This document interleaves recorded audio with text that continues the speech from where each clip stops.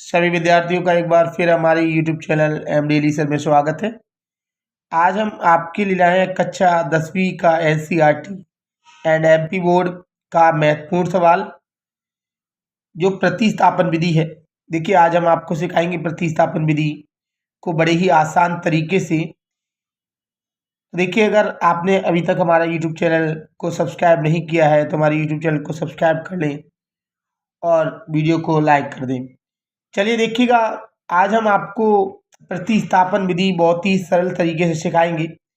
प्रतिस्थापन विधि के अगर कोई सवाल 10th क्लास में आता है तो आप किस तरह से हल करेंगे। तो देखिएगा, वैसे हम जानते हैं कि जो प्रतिस्थापन विधि है ये 100% पेपर में एक सवाल आता है। तो देखिएगा, हम यहाँ पर आपको सिखाने वाले हैं प्रतिस्थापना विधि द्वारा। वैसे देखिए, प्रतिस्थापना का मतलब होता है कि किसी मान को किसी जगह पर रखना। तो चलिए हम देखिए यहाँ पर करते हैं इस विधि से। सबसे पहले हम देखेंगे, यहाँ पर हमारे पास सवाल है प्रतिस्थापना विधि द्वारा निम्न रैखिक समीकरण युग्म को हल कीजिए। हमारे पास रैखिक समीकरण दिए गए हैं 7x - 15y बराबर 2 समीकरण 1 दिया है, x + 2y बराबर 3 समीकरण 2। देखिए, इसमें हम किसी भी समीकरण को पहले ले सकते हैं, आपके ऊपर डिपेंड करता है। सबसे पहले हम देख लें कि सरल समीकरण कौन सा है। तो हम देखेंगे इसमें सरल समीकरण हमारे पास दिया है दूसरा, क्योंकि सिंपल समीकरण है x + 2y बराबर 3। क्या इसे समीकरण 1 से नहीं कर सकते? देखिए, मैंने कहा आपके ऊपर डिपेंड करता है। आप इस सवाल को कठिन भी कर सकते हैं, आप इस सवाल को सरल भी कर सकते हैं। चलिए मैं इसमें समीकरण 2 ले रहा हूं। समीकरण 2 से हम देखेंगे, यहाँ पे समीकरण 2 हमारे पास ऊपर दिया गया है x + के 2y बराबर 3। हम यहाँ पे उतार लेते हैं x + के 2y बराबर 3 समीकरण 2।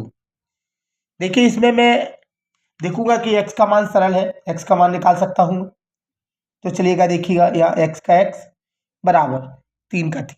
हमें जिसका मान निकालना है केवल वही संख्या आगे रहनी चाहिए बराबर में। बाकी देखिए, जो 2y है इसको इधर लेके आएंगे, माइनस का हो जाएगा 2y आगे। यहाँ अगर ये प्लस का है तो माइनस का हो जाता है, माइनस का होता तो प्लस का हो जाता है। यही हमारा देखिए x का मान है। हम इसको समीकरण 3 नाम दे देंगे। आप देखिएगा, अगर हम इस समीकरण जो 3 को अगर समीकरण 2 से बनाते हैं तो इस x का मान आपको समीकरण 1 में रखना है। अगर इसे हम समीकरण 1 से बनाते तो इसका मान हम समीकरण 2 में प्रतिस्थापित करते। चलिए हम यहाँ पर लिखते हैं x का मान समीकरण 1 में प्रतिस्थापित करने पर, 1 में प्रतिस्थापित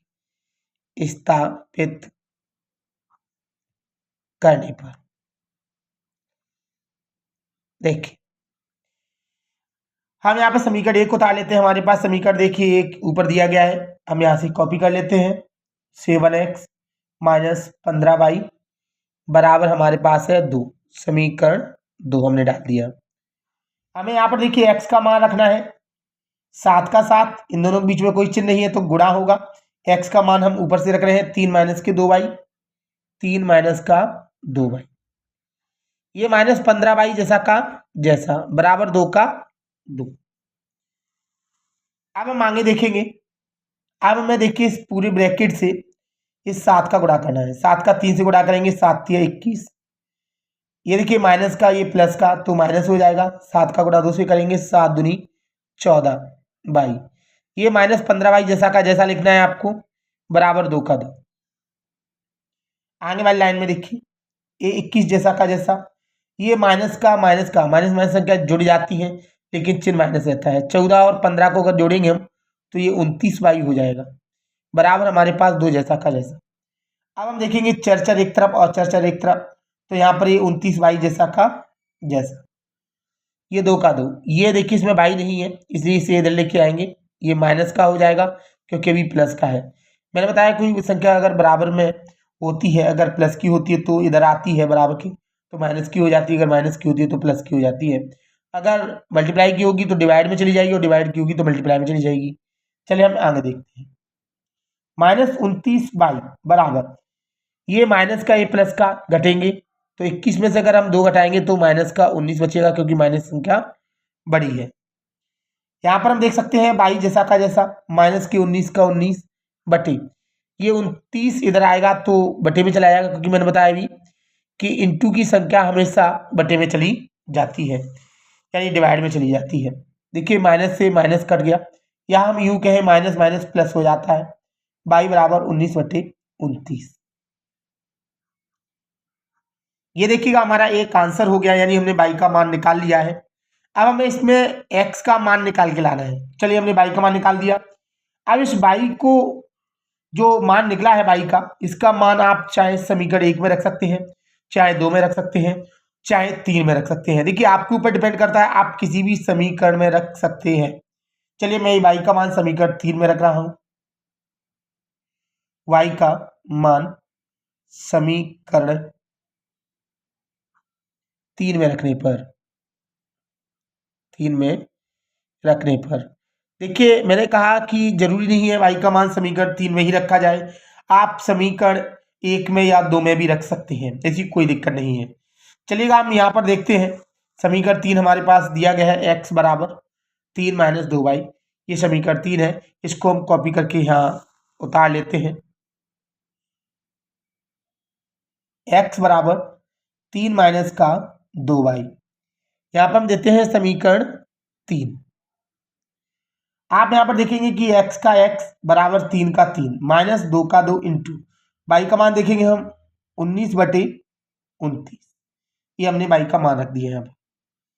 चलिए हमने y का मान रख दिया, अब इसको हल कर लेते हैं थोड़ा हम। बोरमास के रूल से पहले हमें गुणा करना पड़ता है, तो चलिए हम इसका गुणा करते हैं। ये 3 जैसा का जैसा माइनस 19 का गुणा 2 से करेंगे, 19 दूनी 38 होता है हमारे पास, ये 29 जैसा का जैसा। अब हम जानते हैं कि इसके नीचे कोई संख्या नहीं है तो हम 1 ले सकते हैं।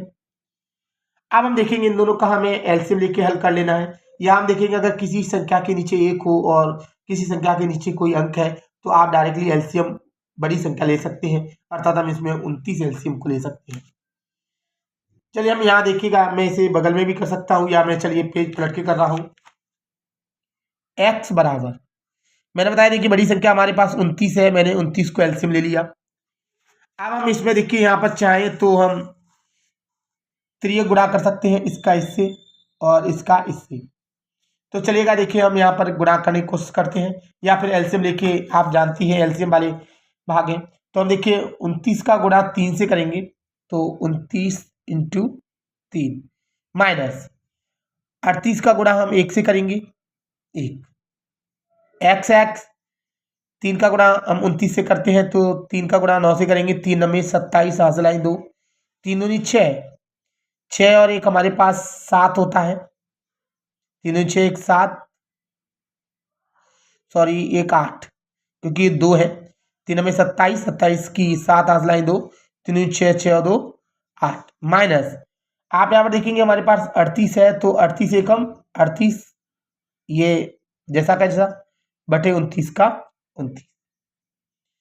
अब हम यहाँ पे देख सकते हैं बराबर, देखिए ये प्लस का ये माइनस का घटेंगे, हम देखेंगे कि 7 में से 8 नहीं घट रहा है, इसलिए 1 किससे लेंगे तो ये 17 हो जाएगा, 17 में से 8 घटाएंगे तो 9 बचेगा। ये हमारे पास 7 बचा, क्योंकि एक हमने इसको दे दिया, 7 में से अगर 3 घटाएंगे तो 4 बचेगा, बटे में 29 जैसा का जैसा। ये हमारा x का मान हो गया। यही देखिए प्रतिस्थापन विधि से हमारे सवाल हल हो गए। अतः लिख सकते हैं हम, अतः x बराबर 49 बटे 29, y बराबर हमारे पास 19 बटे 29 है। यही हमारे सवाल का आंसर है। तो देखिए अगर आपको ये सवाल समझ में आया है तो आप हमारे वीडियो को लाइक करें, शेयर करें और हमारे चैनल को सब्सक्राइब करें। अगर कोई दिक्कत आ रही है तो आप हमें कमेंट करके जरूर बताएं, हम कोशिश करेंगे आपको और भी अच्छा समझा सकें। देखिए हम प्रत्येक सवाल को चेक कर सकते हैं, अगर आपको चेक करना सीखना है तो आप हमें कमेंट करके जरूर बताएं, हम अगली वीडियो डालेंगे आपके पास जिसमें हम चेक करना आपको बताएंगे। प्लीज़ हमें कमेंट करके जरूर बताएं, हमारी वीडियो को देखिए, लाइक जरूर करें और शेयर करें। थैंक्स।